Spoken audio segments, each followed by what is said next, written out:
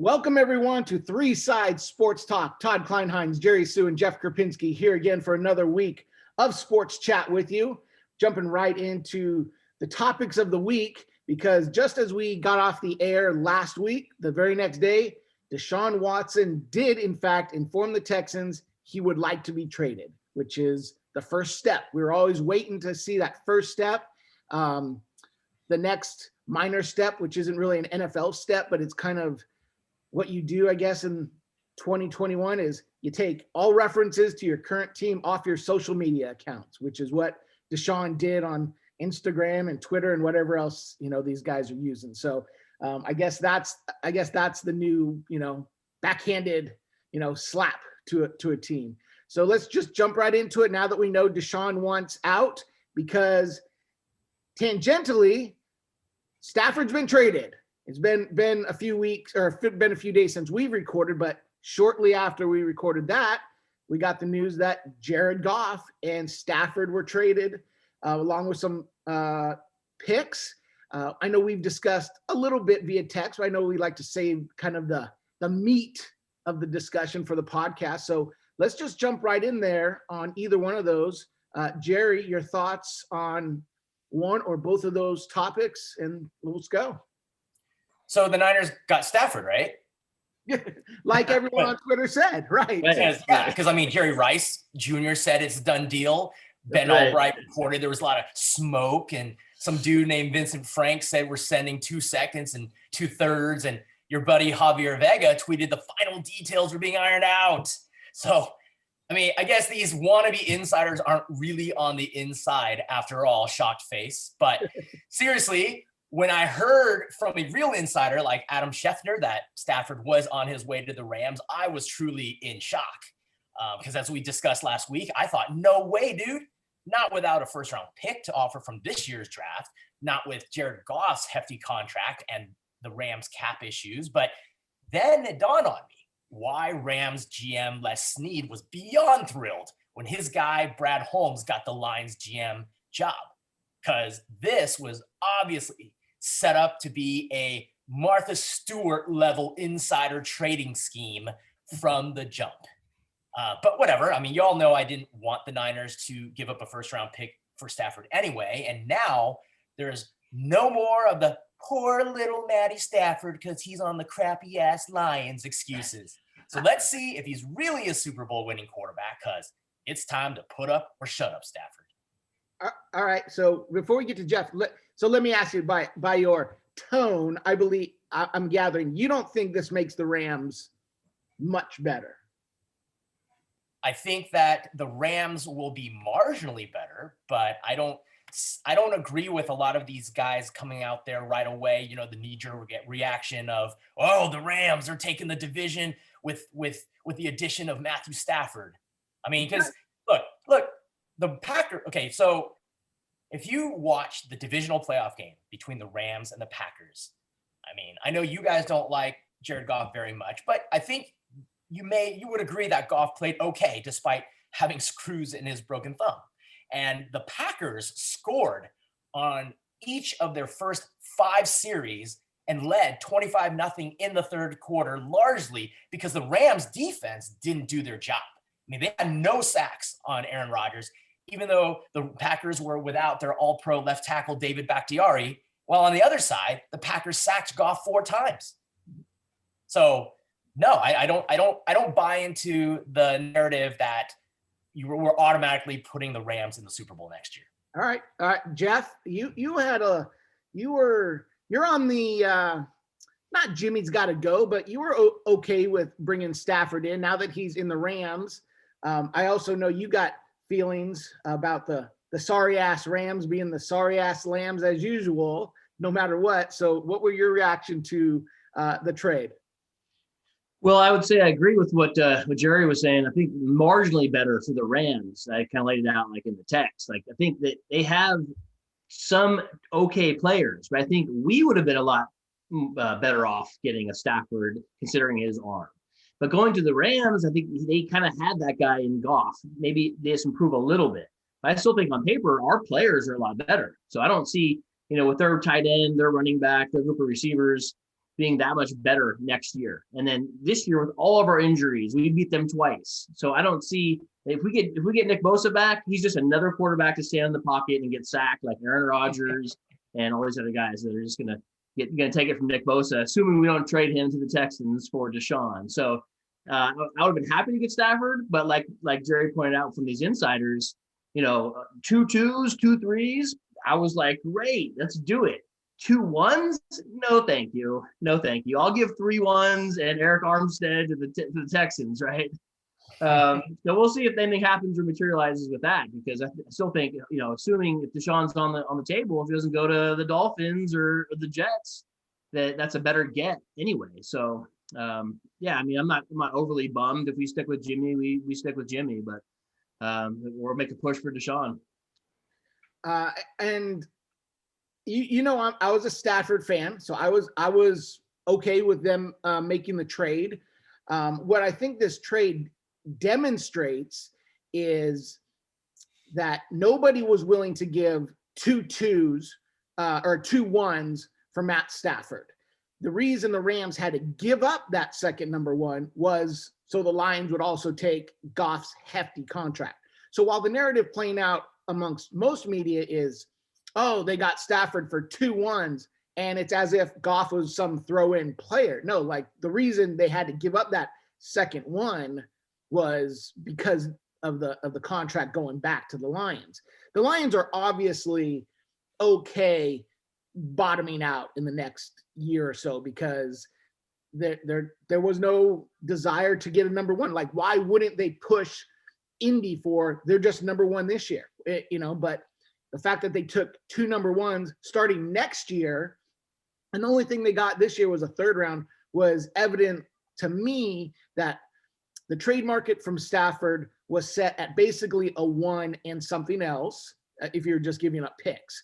And I had said on our last podcast, I didn't want to give up this year's 1. So if you're going to give up next year's number 1, well, the Rams came in with that and then, threw in another number 1 to take Goff. And if you're Dan Campbell, you get a quarterback who you may not love, but at least the GM knows about. He knows what kind of guy he is. He knows he's probably not going to be a locker room issue.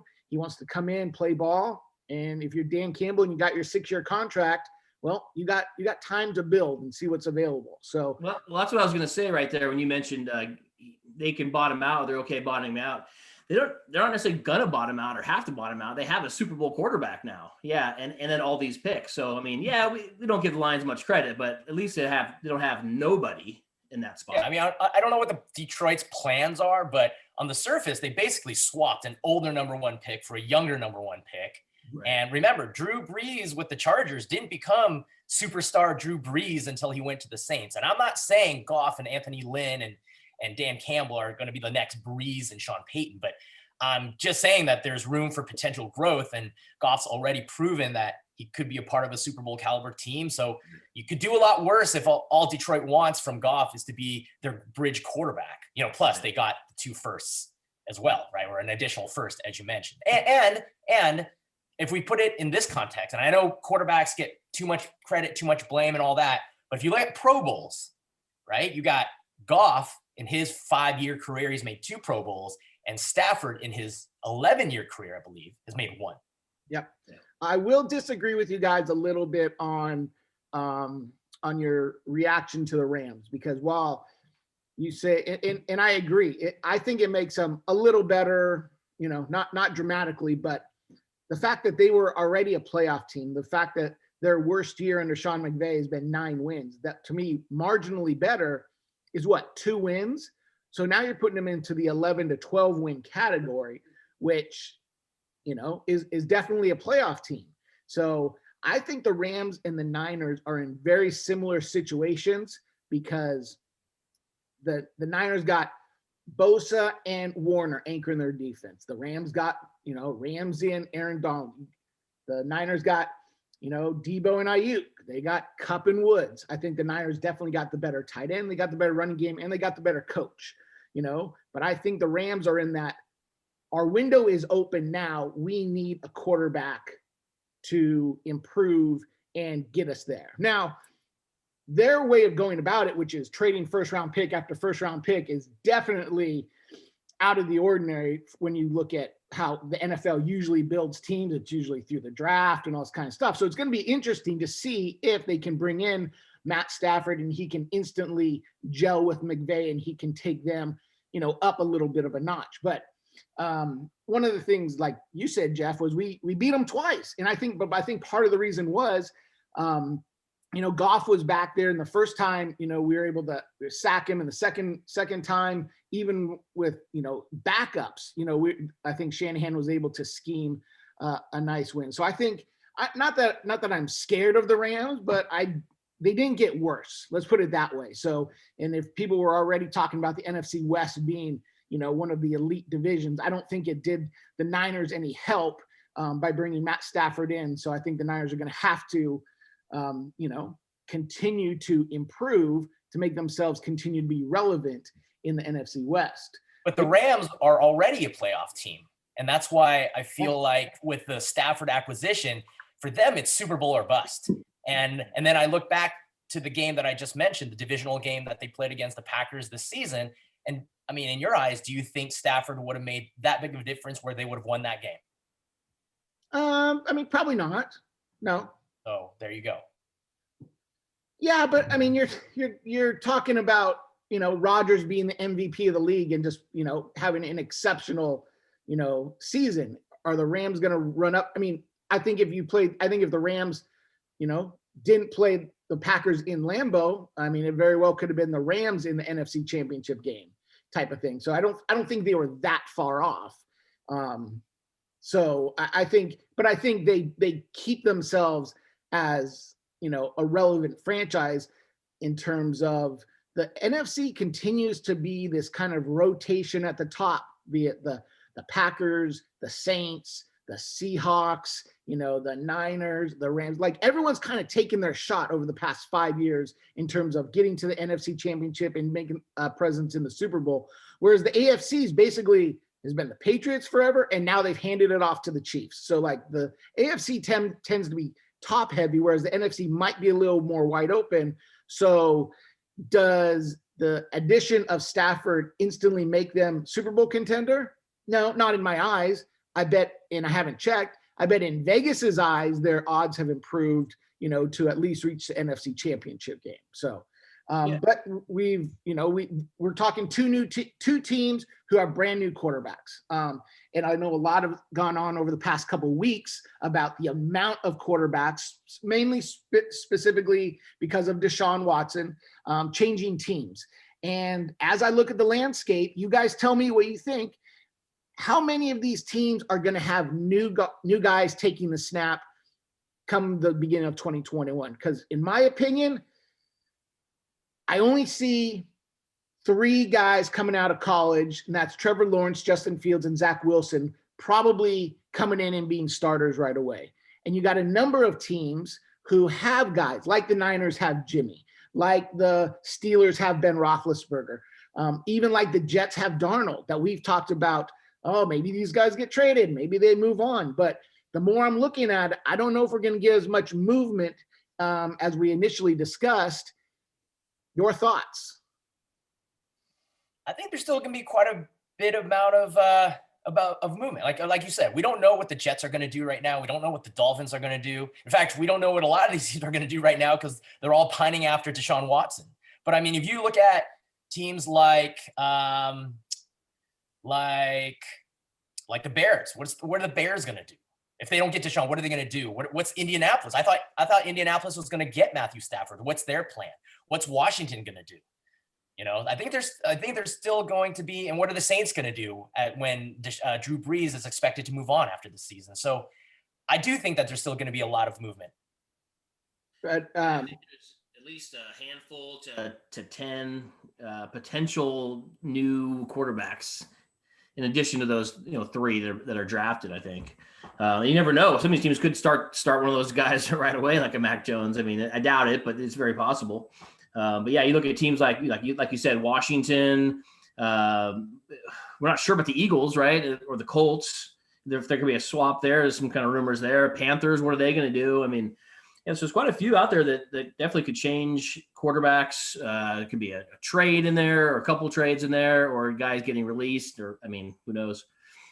I certainly. Right. So the latest rumblings are the Raiders, right? The Raiders are supposedly in on the DeShaun Watson sweepstakes, but let's say they don't get DeShaun Watson. Does that mean that they're going to keep Derek Carr, or do they trade Derek Carr and they end up keeping Marcus Mariota instead? I just feel like there's a lot that's unknown right now when it comes to the quarterback carousel. Absolutely, there is that, but that's my thought is there's a lot unknown, so only thing there is to do is look at the landscape and either take your educated guesses, predict where it is, and that's where, as the carousel spins, I just don't see a lot. I see a lot of these teams almost having to go back to their incumbent, like the Panthers with Teddy Bridgewater, like the Raiders with Derek Carr, because only one of these teams is going to get Deshaun Watson. And we're hearing a whole bunch of rumors about a number of teams, in play for him. Only one of them is going to get. So, and then after that, I don't know if there is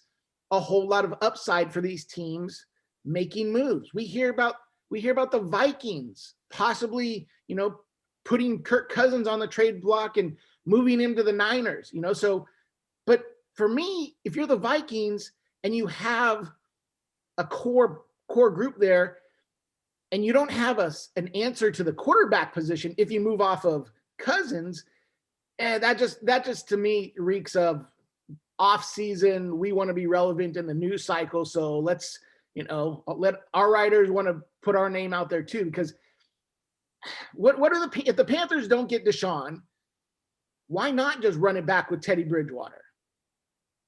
Yeah, I think if the Panthers don't get Deshaun Watson, my guess is they will either stand pat and wait for a quarterback to drop down to them, or they will try to trade up to grab one of the top quarterbacks in the first round. Yeah, I agree with that. Yeah, I mean, unless, speaking of Cousins, unless Shanny is like in love with him and he says, listen, Minnesota, I can't do this with Jimmy. I got to have my guy back in Cousins. What will it take? And then we'll just swap you for Jimmy. I don't know. I mean, because otherwise, there's no reason to move off of Cousins if you're Minnesota. I mean, unless someone comes along and says, I need him. And isn't it kind of sad, actually, that we're still talking about Kirk Cousins? I mean, perhaps Cousins is Shanahan's system could be better than Jimmy G, but even the most perfect systems need playmakers to win a Super Bowl. And that's what we're looking at here, right? The Niners are in their Super Bowl window. And despite Cousins' chemistry with Shanahan, I haven't seen him be a playmaker who elevates his team's success. And honestly, if the Vikings want to trade Cousins, I think they'd have to pay the Niners to take him at this point. But I don't see Cousins being moved because it's just too cost prohibitive for the Vikings after they signed him to that big contract extension. Not to mention the Vikings just traded away Diggs last year, and they saw him blow up. And everyone talked about how great he looked, and he talked about how free he felt. The Vikings tend to be a conservative organization. They're not like the Rams. First round draft picks be damned. Trade them. We're taking big swings every year. We're trading for Ramsey, whatever. The Vikings don't seem to do that. So to me, that would not be in their nature to offload Cousins. But I want to talk about the amount of rumors and traction around Deshaun, only because no one's heard from him. He hasn't said anything. Everything's been routed either through his agent or through anonymous sources or NFL sources. And we saw how that played out with the Stafford and Goff trade that nobody knew. You saw like one rumbling from, I don't know, a real insider about, the Rams are interested in Stafford, and it got dismissed. And then it gets done. So another week has gone by. Again, we talked about DeShaun has taken everything off related to the Texans off his social media. The Texans came out with their press conference with their new head coach and their GM saying, no, he's not for trade. We're keeping him. He's the foundation. He's our quarterback, which they have to say, even if they're going to trade him, they have to say that in order to make sure that, they push up his value as much as possible. Chris Sims from NBC Sports came out and said, he hears Deshaun Watson's willing to sit out 2021 if they decide to really, play hardball, which again, he has to say to leverage his position as I want to be traded. So another week of rumors. Any different feelings about DeShaun or the situation? I mean, I know you're not a proponent of going with one's gut, but my gut told me back in December that DeShaun looked pretty damn unhappy, so much so that he could want out of Houston. Then my gut also told me that DeShaun would reach the point of no return and ask for a trade. So far, my gut's 2 for 2. So now my gut tells me that DeShaun's goal is to go to another organization that has stability and the talent to win a Super Bowl immediately. In other words, it doesn't matter if the Bengals call and offer Houston Joe Burrow and all their 2021 draft picks, a la Mike Ditka. DeShaun isn't green lighting a trade to Cincy.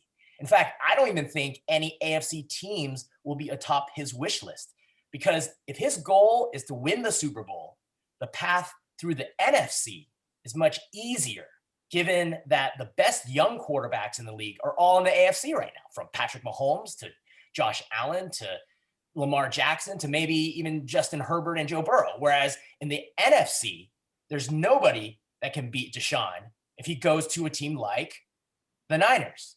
And yeah, I'll admit that I'm biased because the Niners are my team. No, you're not biased. I know, hard to believe. But the bigger point is that I expect DeShaun's top choices to be teams in the NFC who are primed to win now, like the Niners, like the Saints, and maybe even the Cardinals. In the Stafford situation, I heard Indianapolis and Washington did make decent offers, comparable offers, but Stafford wanted to go to the West Coast, and that's what happened. So even without a no trade clause, that happened. And DeShaun has a no trade clause. Again, Jerry, you laid it out really well. I mean, I like where you're going with all that. The whole thing to me is really fascinating because, like we've talked about, we haven't seen anything like this. And I'll have to admit, I was wrong, weeks back when I'm like, this isn't the NBA. But the more I look at it and hearing some of these guys talk about it, it's almost becoming more like the NBA in certain way, or for certain players, right? We're not just going to be quiet. I don't want to play in Houston anymore. You're going to have to trade me. And so I think, to me, the Niners make a lot of sense. Yes. Are they willing to give up the farm? I mean, I still think, I look at Miami, that seems like a pretty good spot there. Trade him for Tua and a couple ones, maybe even throw in a player or some twos. Maybe, I'm sure he'd be happy in Miami, that Houston can get back a quarterback and then not have to worry about taking a quarterback right there. But yeah, the whole thing is just really fascinating to see where he's going to go, why he's taking down all the social media. Is this, can they reconcilable, whatever the word is? I mean, I'm guessing no at this point. It's not going to work out. He's definitely gone. So, which again, why would you want to go to the Jets based on what you're saying? He wants to go to a good franchise that's ready to win. So like a team like the Jets, I just don't see it. Miami, San Francisco, something like that for sure. Yeah, it's we come at it from a certain point of view, and that is, wouldn't it be great that a great player wants to come here and is willing to, essentially take a discount to come here? Or wouldn't it be nice? So we're not coloring anything as if we're completely unbiased here. And right. I would love to have DeShaun. I think he would exponentially increase this team's ability to make runs at the playoffs and the Super Bowl. It's going to come down to if the Niners want to be more in the Rams class in terms of taking big off-season swings and giving up significant amount of draft capital and maybe a player or two to secure the rights to that quarterback. I don't get the feeling that they are definitely against it, but I definitely don't feel that they are sitting up there just they're ready to sign off on everything. Now, maybe they're having the discussions and maybe they've reached out to the Texans and even had the preliminary. So, how about this and that? But I just don't, and maybe it's cautious pessimism, I guess you would say, that I'm trying not to be so hopeful that it could even happen. And then if it does, if it does, it takes me back to 1994 and when Deion Sanders came out and he's coming to the Niners and you're like, are you kidding? Like, right. Polish the trophy. We're winning the, like on that day when it was a complete shift in power from the, because it was, I mean, not that he was doing anything with the Falcons, but he was such a player that could make a complete difference across the team that when he signed with the Niners, it was woohoo, guns a-blazing, so right. I'm hoping to, and back in those days, that was basically, you had to wait for the 10 o'clock Sports Center to get your, sporting news. And now we log on to see what Adam Schefter is tweeting about. So I'm waiting to get that phone alert that says breaking news, DeShaun going to the Niners. And then I'll have all those warm, happy, fuzzy feelings. Well, let's talk about why that is. It's a realistic possibility, even though it seems, very unlikely when you're just thinking about, wow, how many assets we have to give up. But let's just start at the end of season press conference, where Kyle Shanahan said he'd look into every avenue, and if there is something out there that gets them, and I quote, a ton better, they'd go after it. And unlike all the other options on the market, I think we can safely say that DeShaun Watson fits into the category of getting the Niners a ton better.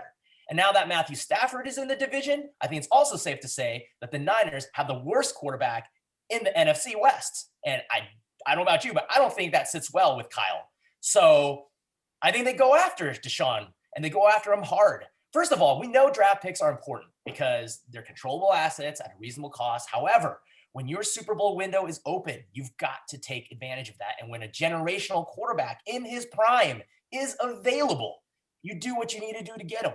So let me put it to you this way. If you have a top 5 franchise quarterback, you expect to be in the conference championship pretty much every year, right? So let me name off the last 5 picks of the first round in the last 5 years. And let's see the type of players you'd be giving up. Okay, so in 2016, you're going to love this one. Josh Garnett, Robert Nkemdiche, Vernon Butler, Jermaine Ifedi, and Emmanuel Ogbah. Any of those players you're unwilling to give up? No. I'm just going to answer for you. No, of course not. Okay, 2017, Taco Charlton, David Njoku, TJ Watt, Reuben Foster, Ryan Ramczyk. Right? So TJ Watt, obviously, right? That would hurt. That would hurt. 2018, Terrell Edmonds, Taven Bryan, Mike Hughes, Sony Michel, Lamar Jackson. 2019, Jerry Tillery, LJ Collier, DeAndre Baker, Caleb McGarry, N'Keal Harry. And 2020, Patrick Queen, Isaiah Wilson, Noah, I cannot pronounce his last name, Igbin Bogeni, and I apologize to him if I completely butchered it, Jeff Gladney, and Clyde Edwards-Helaire. So tell me that in 5 straight drafts, if you gave up 5 first-round picks, would you really be hurting? Well, I don't know if you'd be hurting. I mean, it's possible. It's still giving up a lot, right? But it is giving up a lot. But like I mentioned before, what kind of convinced me a couple weeks ago was if you get DeShaun, theoretically, yes, you are drafting 28 through 32. And is that an impactful player for your program? Because we're going to be in the NFC Championship or in the Super Bowl every year. So, yeah, I mean, I hear your argument, man. You need to go talk to Shanahan, I guess. And if you have DeShaun, let's say they get DeShaun, right? You don't think everybody in the league or everybody on the Niners free agent list, the ones that we want to keep, would be like Todd, woohoo! Right. Like Trent Williams might be like, you know what? Yes, I would like to get top dollar, but I want to play for this team. So I'm not going to go anywhere. I want to be Deshaun Watson's left tackle versus we're running it back with Jimmy. I can actually get a lot more in New York. So definitely you would bring in some excitement. You know what I mean? Yeah. Yes. Yes. I left you all speechless, didn't I? Yes. Well, I'm speechless because one thing I keep thinking about is I keep saying, I don't see them doing it. However, it only takes one time to do it. And maybe now is your time to just do it. Let's do it, make it happen. What do you want, right? And I think they owe us. They owe us for drafting Solomon Thomas and bypassing DeShaun Watson. Yes, you owe us. Right. You guys have screwed up the draft anyway of some of these guys. So you owe us. Now go get them now. 3 1s. Like I said, Todd is like, no, I don't think so. But 3 1s and Eric Armstead and Jimmy Ward. 5 1s. I'm serious, right? If you gave 5 1s and we were drafting in the lower part of the first round. Yes, 5 1s just sounds, oh my God. And that would do the deep. That's what I'm saying. Sounds, oh my God. So let's just do it. Yeah. Let's go. Let's go, Nick Caserio. Yeah, right. Does Nick Caserio have a relationship with Jimmy G, and can Jimmy agree to trade? Well, that's why I kind of like seeing what happened between the Lions and the Rams. There's a little bit of a connection between there. They're kind of helping each other out. Yeah. You know, maybe Caserio's like, look, I know Jimmy G. I trust Jimmy G. I'd want him in my program as the guy where he can help turn things around here. But he too has a no trade. So it may, in fact, for me, my whole, and I think I texted you guys this, my whole, I guess, scenario that I have played out would include New England being a part of this and Jimmy going there and New England throwing in some draft picks as well. Which is another scenario we don't see very often, right? But I guess it could always happen, though. Like a 3-way 3-4 team trades, you know?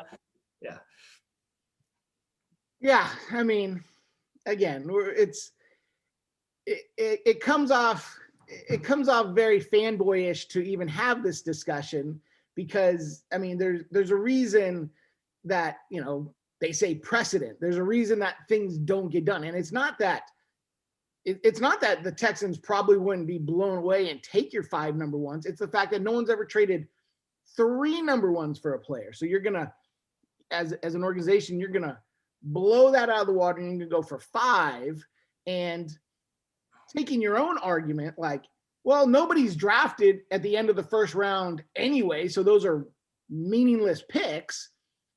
You're going to have to remember that you're going to have to replace these guys. These guys, as much as we think, Trent wants to protect DeShaun's, you know, blind side and be left tackle. You know, it's like these guys, you're going to have to replenish all of these positions, because for every Nick Bosa or Fred Warner that you're going to pay when they become free agents, you're going to be losing guys. You're going to be losing guys because if you are as good as, you know, we think they would be, and you're going to people pick those guys off. You know, they want this linebacker to come anchor their defense. They want this, you know, cornerback, whatever it might be. So now, okay, well, your first pick in a draft isn't until the 60s, you know? So if you think picks 28 to 32 aren't very good, I mean, what are picks, you know, 58 to 62? You know, those are exceptionally worse, you know? And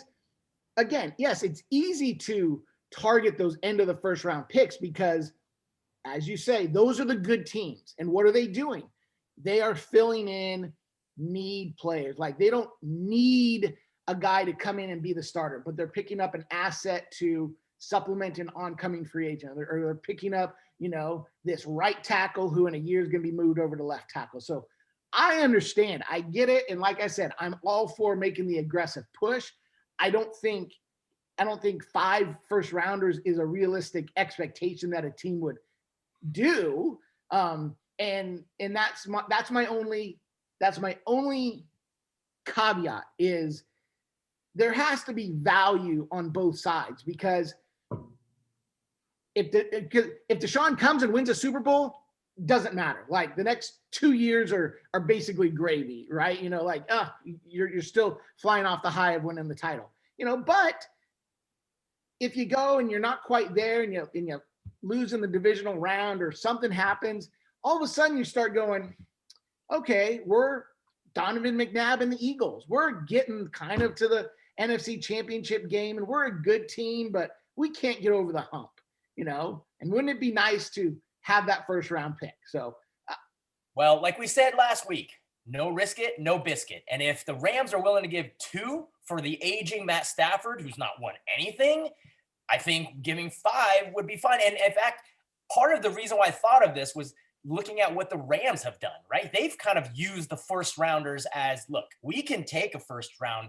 We can use our first round pick for an unknown quantity, or we can trade up even to get an unknown quantity. Or do we just trade that first round pick for a known quantity who we know is a star, right? And the thing about the 5 first round picks, the reason also why I thought about that is because, like you said, it just sounds crazy because it's unprecedented, which is why it sounds so impressive. And if Houston got that, they wouldn't turn it down. They would look good. And we wouldn't have to give up your Nick Bosa, your Fred Warner, your George. We wouldn't have to throw in any players. And on top of that, to me, and this is where John Lynch and all of his scouts got to earn their money, because the key are keeping all those mid-round picks, right? Your picks from round 2 through the rest of the draft, because that's where you get the least expensive cost controlling players. Yeah, but you got to hit on those picks, you know. And if the Rams are willing to risk 2 first rounders for Matt Stafford because they think he's going to take the Super Bowl, I think the Niners, it makes sense. Why wouldn't you think that the combination of Shanahan and Watson, that is the risk worth taking? Yeah, I think your 5 first, just like, where'd that come from? That's just jumping way out there. Let's start at 3, and I'm sure they're having these conversations. How about 3 and a 2 and a player? And maybe we can work our way up to 5. I don't know if you need to call them and say 5 firsts, like easy. Like, yeah, I know you don't start off by saying, let me just keep my first round pick for the rest of the decade. Yeah, like you can have Jimmy Ward as a starter.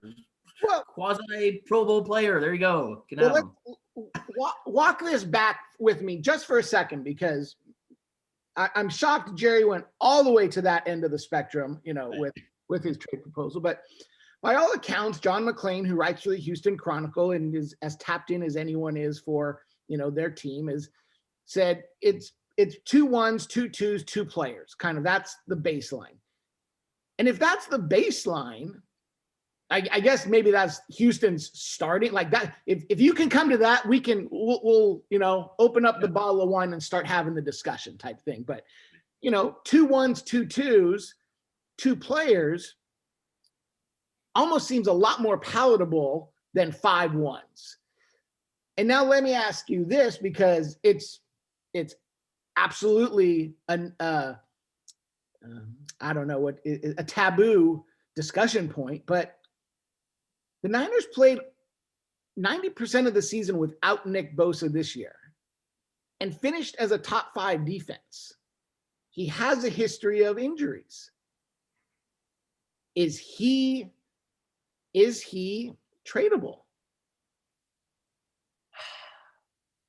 Not when your team is in their Super Bowl window, right? I think we talked about this briefly in a previous podcast where I threw out the idea that Nick Bosa is a guy that you want on your team for during his rookie deal, but that I would be hesitant to give him the large contract extension because of his injury history. So as for right now, I would not trade Bosa, because the point of getting a DeShaun Watson, and again, the point of offering 5 first round picks, is so that you don't have to give up any players to help you win right now.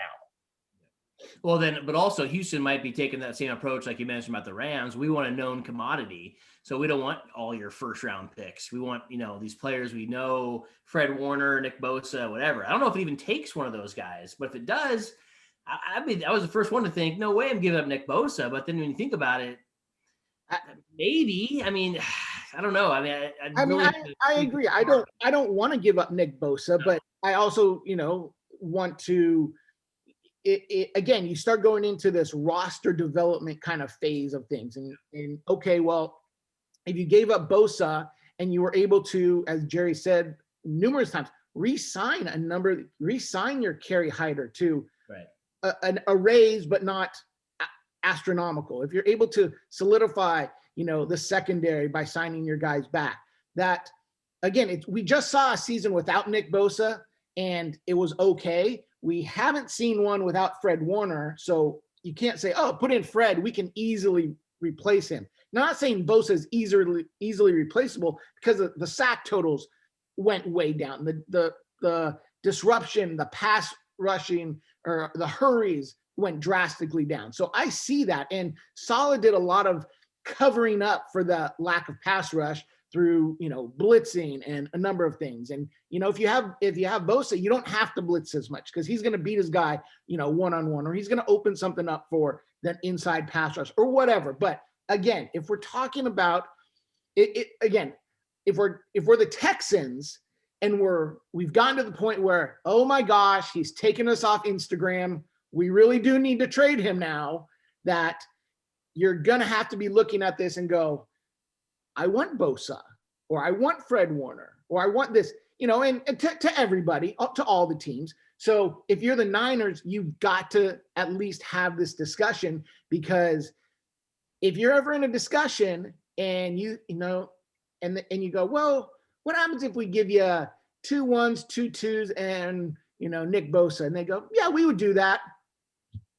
Done deal. Put them on the plane. Let's go. Type of thing. You got to be ready to pull those triggers, because we all know the amount of calls that the Texans probably are fielding from all the teams. And we talked about it last week. There might be a team just desperate enough to blow them away with their 5 first-round pick, possibility. And if you're the Texans, you can't say no to that. You can't say no to completely have, now whether they do it or not, having the tools to rebuild your team. I mean, that all your first-round picks combined with 5 other first-round picks, you can maneuver around the draft however you want. You're going to have money. You're going to have, assets that are cheap.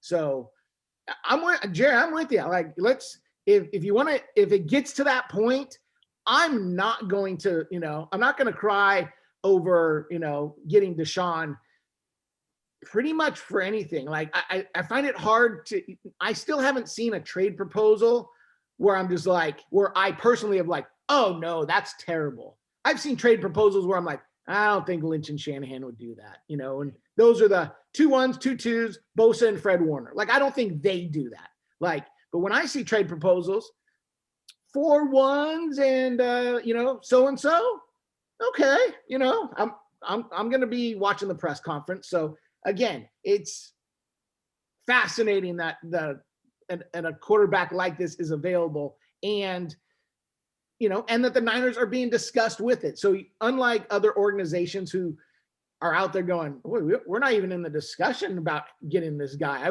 Let's give him 7 first-round picks just so we can be recognizable. So as if timing's anything, something will break tomorrow after this podcast, because that's how it's gone the last 3 weeks. Come Thursday, and I don't know why they're dumping all the good news on Thursday morning, but they dump this, and then we get to simmer on it for a week. So but anyway, real quick, I was just gonna add, like, on one hand, regarding Bosa, on one hand, he is as important to that defense and that defensive line as the quarterback position is, for the offense or for the team.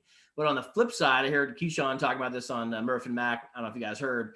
He was saying, yeah, you go out and you get a free agent or something like that, a JPP or something along those lines, second tier, re-sign Kerry Hyder to come in and be a pass rush candidate. I mean, I hate to give it Nick Bosa, but maybe you can do that and maneuver around that. But then as far as like what you're saying, maybe someone's going to come in. I can see maybe a team come in and not even worry about it and do what you said, 7 first rounders like the Raiders and just like, whatever, just make a splash. I mean, I don't know if obviously the Niners are willing to do that. I don't see that. So you never know with some of these teams. Very well could be way over the top aggressive. And when you talk about Nick Bosa, I mean, you can't be going, 2 first, 2 seconds, 2 players, which includes a Nick Bosa. I mean, he can't be a throw-in. Nick Bosa is a top 10 NFL player overall, right? So, yeah, okay, you want Nick Bosa, then we'll give you 1 more first rounder. I mean, that's kind of, from a value standpoint, that's what you'd have to be looking at. I mean, he's on his rookie deal. He's already a top 10 player, a total game changer, game wrecker kind of player. So that's why I just don't feel like Bosa's name can be a part of the equation. He's not a throwing type player. Now, if you want to talk Eric Armstead, okay, right? Like that's a kind of player where you're like, don't really want to get rid of an Armstead, but if that's the kind of player we have to give up, then that type of player would be up for discussion and would likely be included. Yeah, but okay, so if you're the Texans and you're like, whatever package you put together, Nick Bosa has to be part of it. Right. Well, then, like you just said, maybe a 1 and Nick Bosa or something. No. What I'm saying is we don't want your 5 number ones. We want 2 1s, 2 2s, and Nick Bosa. So I know you're playing the devil's advocate in saying that, but I'm pretty sure no team's going to say, you're offering us 5 1s? No, thank you. Well, I mean, no, but to your point, Nick Bosa is much more valuable than 2 number 1 picks. I mean, at the end of the first round, so would they accept a first rounder, Nick Bosa? Is that what you're saying? No, instead of 5 first rounders, you're giving them 2 first rounders and Nick Bosa and maybe a second. And that's what I'm saying. Like, if their view is, but that's what I'm saying. You're already giving up too much. If you're basically saying we're giving you all the things that you want plus Nick Bosa. So that's my point is, if you're the Texans, you're going and you come at me with 5 first rounders. No, 2 first rounders, Nick Bosa, and a second rounder. Right. And this is where are you taking why my thought is always it comes back to DeShaun. Which teams are on his list and where is he willing to go to? Because then that's where we'll see who's the most realistic team that DeShaun can go to, and then who will blink. Will it be the Texans or will it be the other team dealing with the Texans? Yeah. I mean, the Texans are going to have to blink. I mean, they're the ones who are going to be blinking a number of times, because first they got to blink with DeShaun just to, say, okay, we are trading you. And then they're going to have to blink with a team, because all these teams are going to come, with their trade proposals and offers. And it's going to be like, they're obviously going to want to ask for more, but they know they can't, because DeShaun's already said, look, here are the teams that I'll go to, and I'm not playing for you. I'll sit out. So now they're going, all right. So, I mean, the Texans are, and they've put themselves into this situation, but they're the ones who are going to have to. And that's why I don't think Bosa will be needed to be included in a package. And what was that? That is why I don't think the Niners are going to be forced to trade Bosa in a package for DeShaun. Okay. Yeah, we'll hope not, and we'll see what happens. All right. Well, one thing I asked you guys to do is, and it stemmed off of a news story that came out earlier this week, is I asked you to rank or come up with a list of your 25 favorite 49ers. Not the best 49ers, not, just your favorite. Because, and I'll tell you where this stems from. Tom Rathman retired, and he's hung up his cleats and he's hung up his whistle, and probably for good. I mean, he's certainly at the point in his life where you got to think he's done being a running backs coach, and he's going to sit back and just enjoy, what life has to offer for him. And I saw all the tributes come out about Tom Rathman, and it just got me to think, because obviously he played in the heyday when we were kids growing up, and he was a favorite 49er type of thing. So, and so I started thinking, like, yeah, he was one of my favorite 49ers, which again, that's what precipitated the topic of, is Tom Rathman one of your favorite 49ers? And if so, what do you remember? Because to me, he was an integral part of what the West Coast offense developed into, because he was a fullback who was in the game consistently, leading the run for Roger Craig, Wendell Tyler, whoever was back there for him. And then also, he was the guy who he got out in the flat. He caught passes. He was instrumental to, the success of the Niners. Not to mention he had the crew cut, the eye black, the farm boy look, and he had everything that you wanted in a Niner. And it was it was fun to see and hear all the tributes, to see all the highlights that they played. So I came up with my list and I thought, where is Tom Rathman on my list? And for me, he fell right around number 11 as my favorite 49er. So one, is Tom Rathman on your list? If so, where? And also, tell me one guy on your list who you don't think is on any of our lists. Because I'm sure we all got Jerry, Joe, Steve, and Ronnie somewhere on those lists. But I want to know one of your favorite Niners that's not on anybody's list. So, yes, Tom Rathman is definitely on my list. In fact, he's my wife's favorite player of all time for the Niners, which is she always has kind of one of those that not obvious famous players who she really likes to follow. But yeah, no, exactly what you were saying about Rathman. I mean, he was the quintessential fullback, growing up, not having 10 different sports channels to watch and everything. I mean, you grow up watching your team and you follow your players, and he was the guy, like you just said. He was the guy who led Roger Craig on those spectacular runs, and he could also still catch the ball. I mean, he did everything, and he was just your typical blue collar guy. And I used to think, man, like these great fullbacks would grow on trees out of Nebraska, right? Because we got Roger Craig out of Nebraska, we got Tom Rathman out of Nebraska. So he's definitely on my list. I'm trying to see in my list and see if there's anybody on here that you guys don't have, because I feel like when you said 25, I thought that'd be a lot of players, but then after going through it, I'm like, I bet you we all have the same guys. Yeah. I'll throw out one. How about Garrison Hurst? Is he on your list? He is not on my list. Jeff? No, I didn't put it Really? down. All right. Okay. I thought about him, but I didn't write it down. I don't know. All right. So yes, Garrison Hurst. Yeah. Yeah, and one thing I remember about Garrison Hurst is that great run against the Jets. Oh, I know. But not just that. Yeah. So that great run was his signature run for the Niners. But man, like after he came over from the Bengals, dude, he was the answer at running back. And if it wasn't for that terrible ankle injury, man, who knows how great he could have been.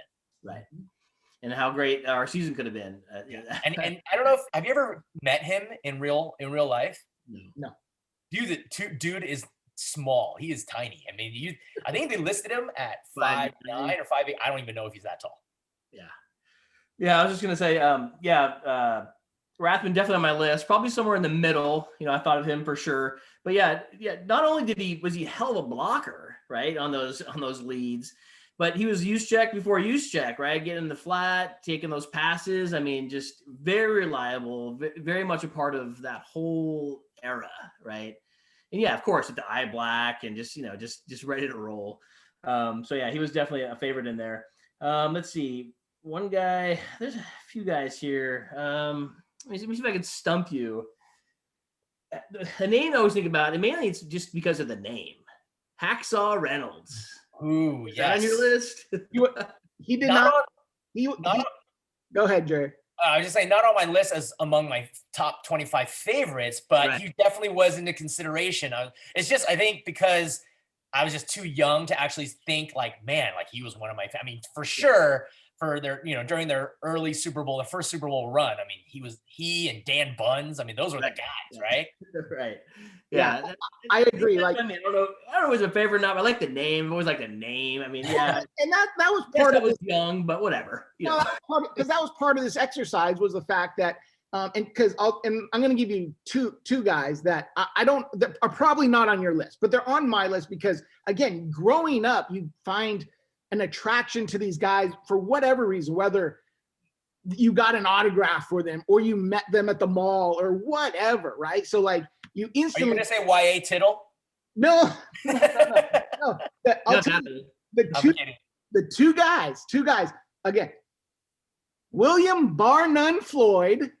Yep, another fullback, right? Yeah, and Chet Brooks.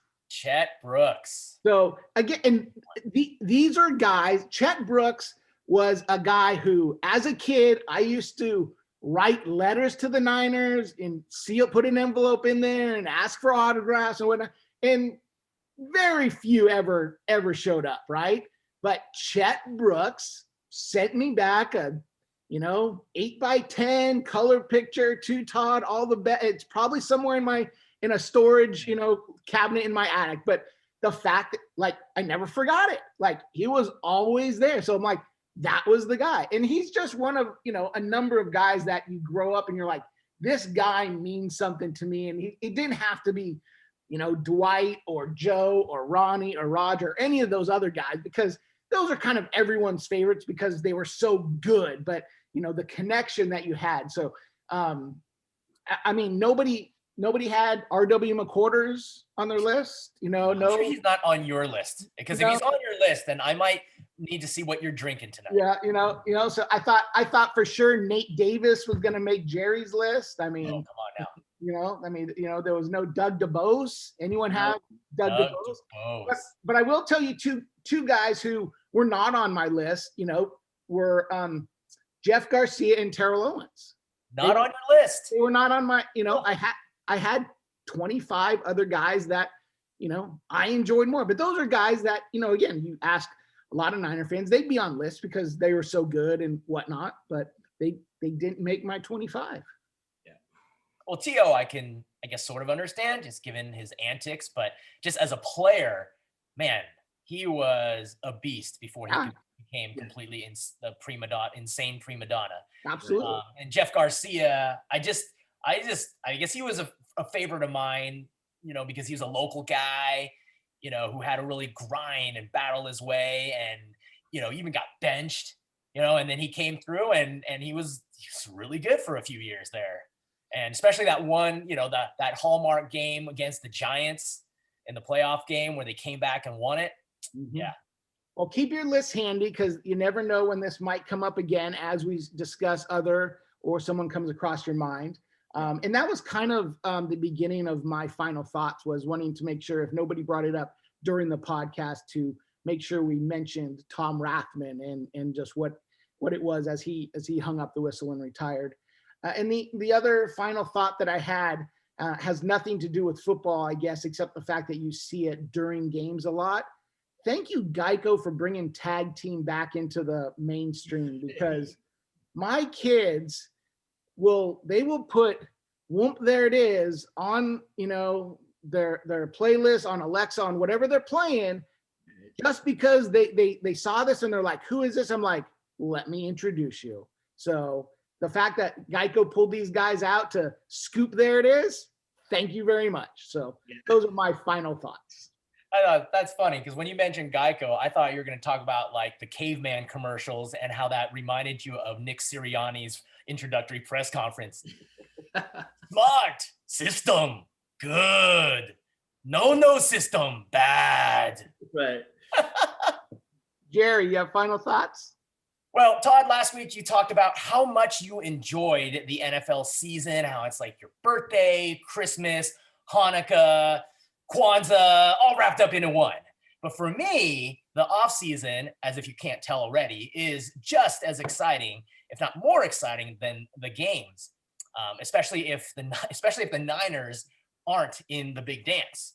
Because between all the wild trade rumors, the photoshopping of DeShaun Watson in every team jersey imaginable, and the evaluation of college draft prospects, like these are among the many reasons why the NFL reigns supreme from a fan's perspective, because there's literally never a dull moment. In fact, so one of my dream scenarios, because I started thinking of this because of the Senior Bowl, is for the NFL to coordinate an annual college all-star game similar to the Senior Bowl, and how they get players together for a week of practices and evaluation. But unlike the Senior Bowl, the event that I would like to see would also include juniors and redshirt sophomores who have declared for the draft, because I'd prefer to see how the best of the best stack up in a real football setting instead of the combine, which I've always felt is totally worthless. And I know it's not happening this year, and hopefully they get rid of it forever.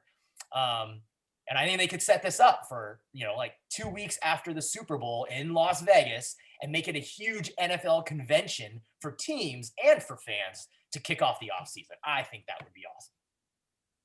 Jeff, you have final thoughts? Final thoughts. I'm not sure that would work, Jerry, because nowadays everyone's so concerned about injury for everything, right? That's always the concern is the injury issue. So That is true. That is true. But if the NFL cultivates it and makes it into a thing where people want to be at and want to be seen, and sure, there will be certain players who are guaranteed in going number one, number two, whatever, may opt out. But I think it'd be a lot more fun to see some of these juniors or redshirt sophomores who are entering the draft compete, because as much as I enjoy the Senior Bowl players, I mean, let's be honest, a lot of them, they're not getting drafted. Yeah, that's one of my, I guess, my thoughts. I don't know what final thought. It was about the Senior Bowl. You guys asked about talking about that. And that's just something I can't quite get into, and a lot of times it's because it's all these seniors that may or may not get drafted. You might find a diamond in the rough, but and that was one name I wrote down. Did you guys see all that hype about this guy, Quinn Miners or whatever? Quinn Miners, yes. Awesome. Yeah, that was great to see. So that was kind of cool, some of those clips. I'm thinking to myself, he may get too much hype now, but can we draft this guy somewhere in the draft? That's the guy I want to see blocking out there, like a Quentin Nelson type. That's what I want to see. Yeah. You want him in his half shirt? You block, just like that. Pancake. You want him in his half shirt? Is that what it is? Is that what sold you? Yeah, so I don't know how he would do against the pro level, but yeah, I mean, if he could be anything like that. My other thought was, in regard to that, our list. I mean, just how lucky are we, I guess, to have grown up with all the teams we watched growing up. I mean, when I was researching some of these guys or like thinking back on these names, I mean, just what a great era. Like, it's not something that my kids can relate to. Like, their life has been just mediocre to below average to really bad. And we've had just championship after championship after championship, all these guys to fall in love with and just be part of the community with.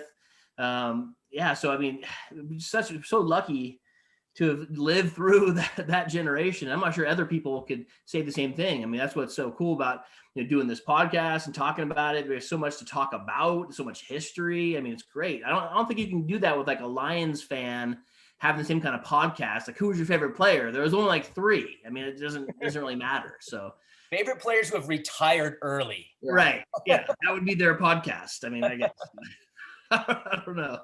But you're right. I mean, I think that's one of the reasons why, for like the DeShaun Watson thing that I'm pushing so hard, so that my kid can get to experience what it feels like for the Niners to win a Super Bowl. I know they've come close during, his young lifetime, but yeah, like you said, it's kind of, I mean, we were very, very fortunate. I mean, let's put it this way. I never really cared about the draft up until the Niners really started to stink. And I was like, what is going on? Because during the Bill Walsh era, you just kind of trusted that he knew what he was doing. And okay, you take Keith DeLong, he doesn't work out. I don't care.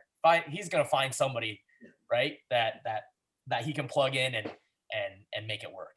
Yeah. And everyone used their final thought, and nobody at any point decided to pick the winner of this football game coming up on Sunday, being the Super Bowl. So there's a game on Sunday. So as my final thought, I will say I am rooting for and hoping that the Chiefs win. Okay, well, I mean, it's funny. The game, if you just think that it's Mahomes versus Brady, you think it should be a shootout. But then when I think about how the Chiefs are missing their 2 starting offensive tackles and how well the Bucs defense is playing, and how Brady didn't play all that great in the second half against the Packers. If I was a betting man, I'd probably take the under in this game. Yeah, it's possible. But I do think the Chiefs are going to win as well. And if for no other reason than that the NFL wants the Chiefs to win, because if Brady beats Mahomes, is there anybody for the rest of the history that the NFL can say, hey, this guy could be the greatest ever? No, you'll never be able to beat Tom Brady. Yeah. And I don't know who I want to win. I keep thinking let me get another one for Tom Brady, right? San Mateo boy. I don't know if they have enough firepower, but yeah, all I care about is I'm in this pool. I got these terrible numbers. So I want it to be either 39-38 at the final or 49-48, because that's the only way I'm going to win, unfortunately. Is this Todd's pool? Maybe. And again, I get 8s and 9s or whatever. I got 5 or something like that. So I'm whatever. But if the Bucs win, does Brady retire or does Brady run it back? Runs it back. Yeah. So we flew through an hour of a podcast and touched on the Super Bowl for the very last 2 minutes. We didn't get to prop bets, which I was going to throw out and see what you guys went. We didn't get to Senior Bowl guys that stood out. I had a list of guys that I watched during practice, but there's going to be plenty of time for that. So next week, I'm sure we'll touch base on the fact or the results of the Super Bowl, see what stands out, see if Tom's holding up another one or Mahomes is going back to back. We might have, I doubt it, some resolution as to the quarterback carousel. But more than anything, the end of the football season is here. Enjoy it. Good luck on your squares, Jeff. I only picked good ones for you, knowing something silly is going to happen. So don't worry. Hang in there, little buddy. You got it. But other than that, I really want to thank you guys because, again, nobody commented on my Zoom background as we put up the video podcast. That being an X. Not that it marks the spot, but again, to commemorate the Super Bowl, an X also means 10. And this was the end of episode 10 for Three Side Sports. So we've gone 10 weeks. I think it's getting better. I'm enjoying it. And I think it's only going to get better as the off season kicks into full gear after the Super Bowl. So for Three Side Sportscast, thank you everyone for following, downloading, subscribing, liking, and writing that positive review. Follow us on Twitter. Until next Wednesday, good night.